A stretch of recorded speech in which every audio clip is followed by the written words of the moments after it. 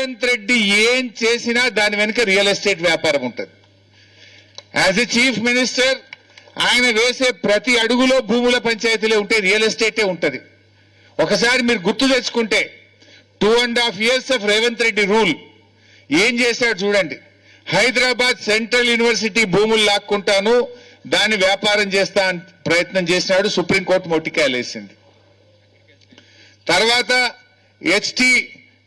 అదే industrial hill TP scam, hill TP పేరు మీద హైదరాబాద్ చుట్టూ ఉన్నటువంటి వేలాది ఎకరాల భూములు కబ్జా పెట్టాలి, రియల్ ఎస్టేట్ వ్యాపారం చేస్తా అని ఒక హిల్ టీపీ స్కామ్ కు తెరలేపినాడు. అది భూములే. ఫార్మాసిటీ కట్టాలని కేసీఆర్ గారు 14,000 ఎకరాల భూమి సేకరిస్తే అక్కడ ఫ్యూచర్ సిటీ పేరిట రియల్ ఎస్టేట్ వ్యాపారానికి అక్కడ ప్రారంభం చేసినాడు. ఈరోజు మూసీ సుందరీకరణ పేరిట ఇవన్నీ ఇండ్లు కూల్చి మీ అందరి భూములు లాక్కొని ఇక్కడ మళ్ళా బడా బడా కార్పొరేట్లకు, ఓ అంబానీకో అదానీకో ఒక మెగా కృష్ణారెడ్డికో ఈ భూములు కట్టబెట్టేటువంటి ప్రయత్నం చేస్తా ఉన్నారు. Again real estate. He has not done anything.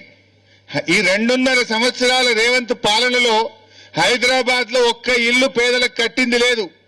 కూల్చిన బతుకులు ఉన్నాయి, కూల్చిన ఇండ్లున్నాయి తప్ప he has not built a single house in Hyderabad.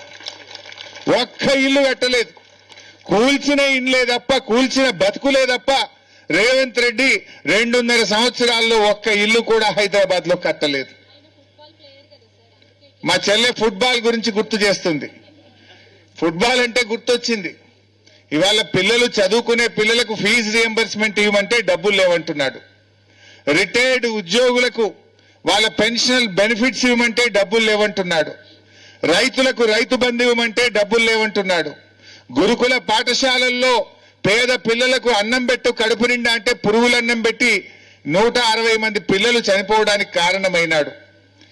మాట్లాడితే డబ్బులు లేవు, నన్ను కోసుక తింటారా అంటాడు. మరి డబ్బులు లేకపోతే 200 కోట్ల రూపాయలు ఖర్చు పెట్టి ఫుట్బాల్ ఆటలు, మెస్సీని తెచ్చి ఫుట్బాల్ ఎక్కడి నుంచి డబ్బులు వచ్చినాయి?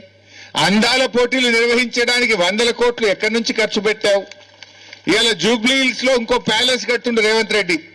100 కోట్ల రూపాయలతో ఆయన క్యాంప్ ఆఫీస్ కడుతున్నాడు. ఎంసీహెచ్ఆర్డీలో 100 crores పెట్టి ఎంసీహెచ్ఆర్డీలో సీఎం క్యాంప్ ఆఫీస్ కడతా ఉన్నాడు.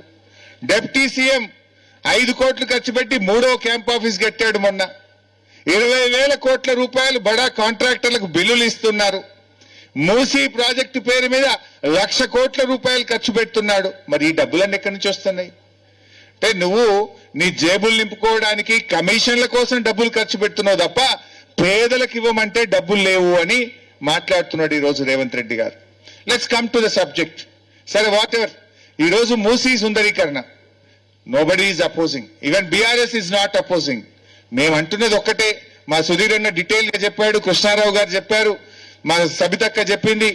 నేను ఒక్కటే మేము కోరుతున్నాం, నువ్వు ఎస్టీపీలు కట్టి మురికి నీరు రాకుండా చెయ్యి. కేసీఆర్ గారు కట్టిన కాళేశ్వరం ప్రాజెక్ట్ నుంచి పైప్ లైన్ వేసి గోదావరి నీళ్లను మూసీలో ప్రవహింపచేయి.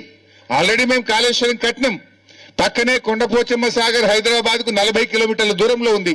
ఒక పైప్ లైన్ వేసి ఆ గోదావరి నీళ్లు మూసీలో వదిలేయి, స్వచ్ఛమైన గోదావరి నీళ్లు ప్రవహిస్తాయి. మూసీలోకి మురికిపోకుండా చేయి, దానికి మేము సపోర్ట్ చేస్తాం.